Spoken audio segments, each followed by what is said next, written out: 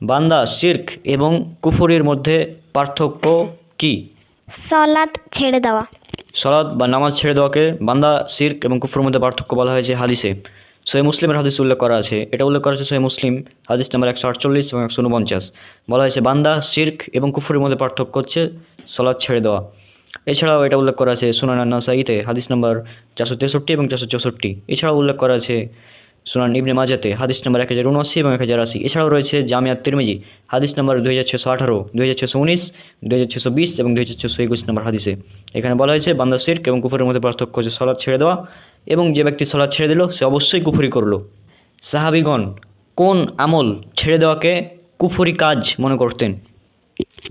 সালাত ছেড়ে দেওয়াকে কুফরি কাজ মনে করতেন। সাহাবীরা সালাত ছেড়ে দেওয়াকে কুফরি মনে করতেন, এটা উল্লেখ করা আছে জামিয়াত তিরমিজি হাদিস নাম্বার 2622। এখানে বলা হয়েছে রাসূল সাল্লাল্লাহু আলাইহি সাল্লামের সাহাবীগণ অন্য কোনো আমল ছেড়ে দেওয়াকে কুফরি মনে করতেন না, কেবলমাত্র সালাত ছেড়ে দেওয়াকেই তারা কুফরি মনে করতেন। কিয়ামতের দিন সর্বপ্রথম কিসের হিসাব নেওয়া হবে? কিয়ামতের দিন সর্বপ্রথম নামাজের হিসাব নেওয়া হবে।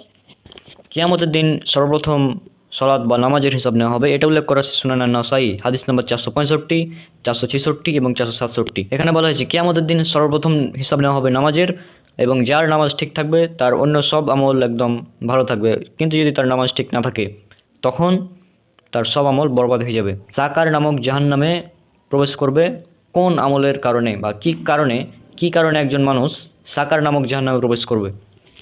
নামাজ না পড়লে জাহান্নামে প্রবেশ করবে।